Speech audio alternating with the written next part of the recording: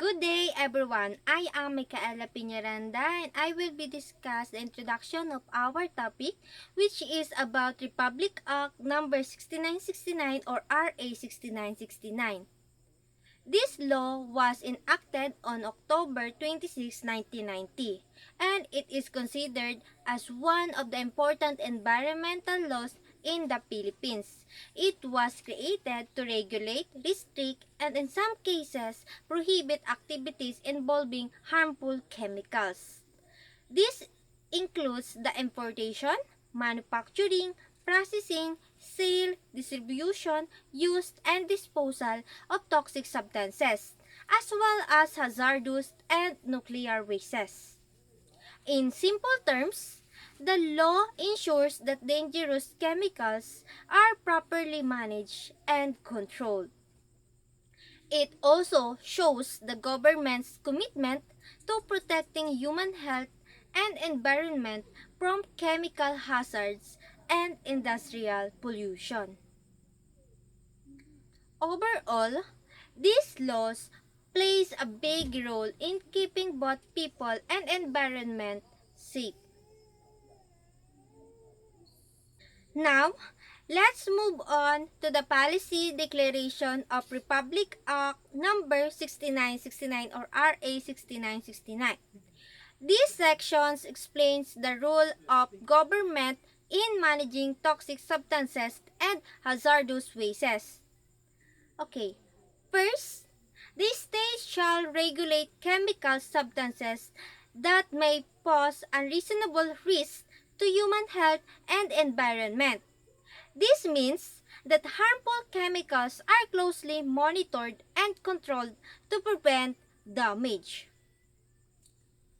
Second, the state strictly prohibits the entry and disposal of hazardous and nuclear wastes into Philippine territory. This ensures that country is protected from dangerous waste coming from other places or country. And lastly, the government promotes research, educations, and public awareness about toxic chemicals and proper waste management. This helps people become more informed and responsible in handling these substances. Overall, this policy highlights the government's responsibility to protect both the people and environment from harmful chemical risks, like what I said earlier. So that's all. Thank you. So, yung report ko po is all about sa scope and the coverage po ng RA or Republic Act 6969. So, dito po sa scope and coverage po, um, dito po dapat naka-indicate at nako-cover po sa law na o sa batas na RA 6969 yung pinagmulan, yung pinanggalingan o yung pagkagawa nito para malaman kung ito ba ay safe or pwedeng makaharm sa mga tao kapag na-distribute na sa mga store. So dito po, nagkakaroon po tayo ng pag-iingat dahil po dun sa pagka-under nito, pagka-under ng chemicals na i-distribute sa mga markets po under the law, under the act of 6969 po. And then, dito naman po dumako tayo sa objectives. So, ang layunin po ng objectives ng RA 6969 is to maintain, to regulate, to prevent, to prevent, and to educate farmers or yung mga tao na pwedeng gumamit ng chemicals.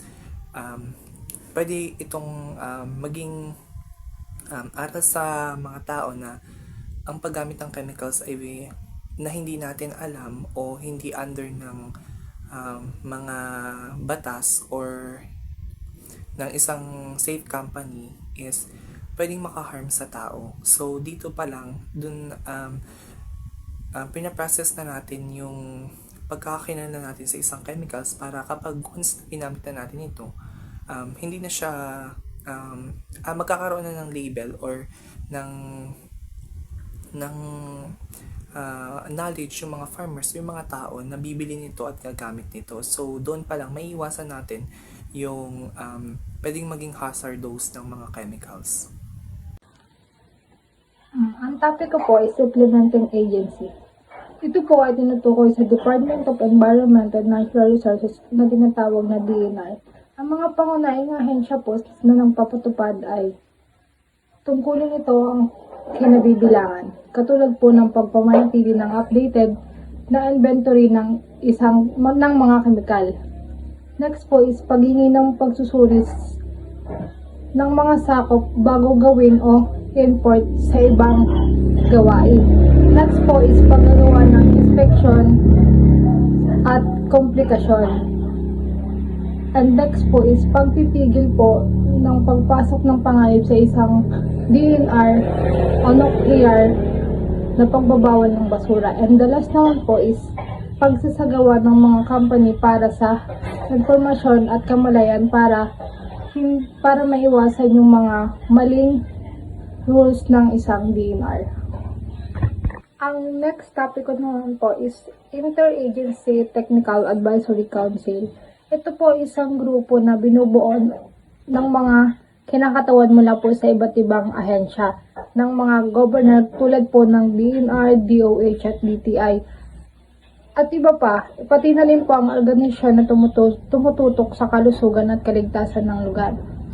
Ang kanilang mga tungkulin po is tumutulong po sa paggawa ng batas at patakaran, mag-update po ng listahan ng mga kemikal na i-import sa mga gagamit nito. And last po is suriin kung gaano po kalala ang epekto ng chemical sa kalusugan at kalikasan bago import sa gumagamit nito.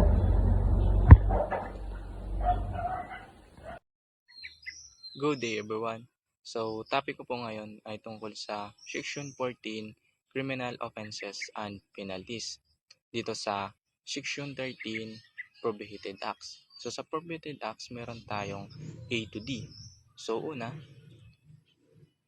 ang sinumang lalabag sa Section 13, A to C, ay magkakaroon ng penalties o offenses na imprisonment sa loob ng 6 months and 1 day to 6 years and 1 day. So, ang penalty naman po nito ay abot ng 600 pesos to 4,000 pesos. Pag naman ang mga dayuhan ang lalabag po nito, ay pwede po silang mai-deport o hindi na pwedeng makabalik dito muli sa Pilipinas. Next naman po, kung ang lumalabag naman po dito ay ang kumpanya o yung mga organization, pwede po silang mananagot o makakasuhan. Pag naman po ay opisyal o empleyado ng government, sila po ay automatic na matatanggal sa trabaho at hindi na makahawak ng posisyon habang buhay.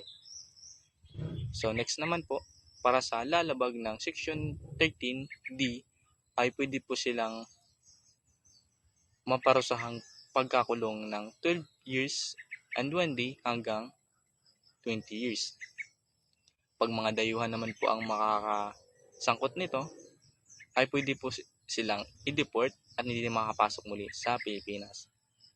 Pag naman po yung mga pinuno o presidente o CEO ang sangkot nito, sila po ay magbabayad ng hindi bababa sa 500,000 pesos na danyos.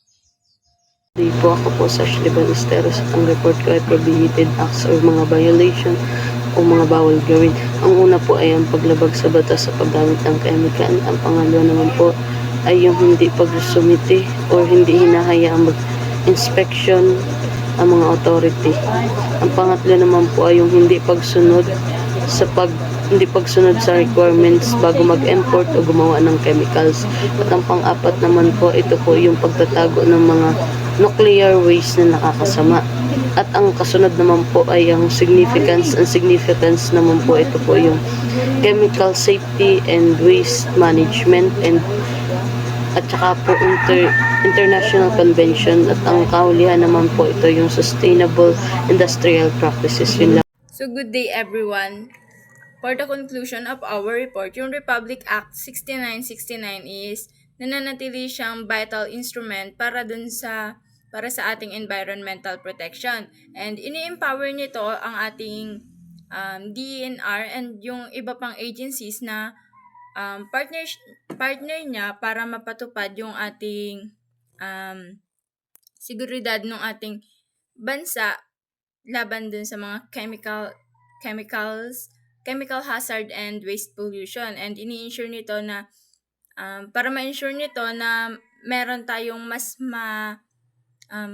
healthy na environment and safe na environment para sa ating mga future generation.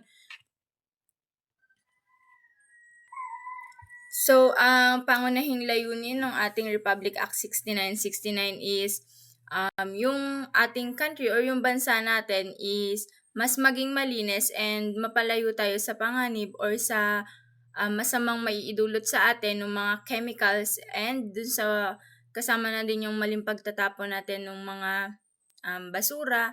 And sa pamamagitan nito ay masisigurado natin na meron tayong magiging mas malinis na kapaligiran, mas malusog at mas ligtas na kapaligiran para sa ating susunod na mga generations, which is yung mga susunod pa na magiging tao sa mundo. So, yun po ang ating conclusion. And for the resource page po is yung LawPIL project na 1990, yung Republic Act number 6969, Toxic Substance and Hazardous and Nuclear Waste Control Act of 1990, retrieved by LawPhilNet. So, yun lang po and maraming salamat.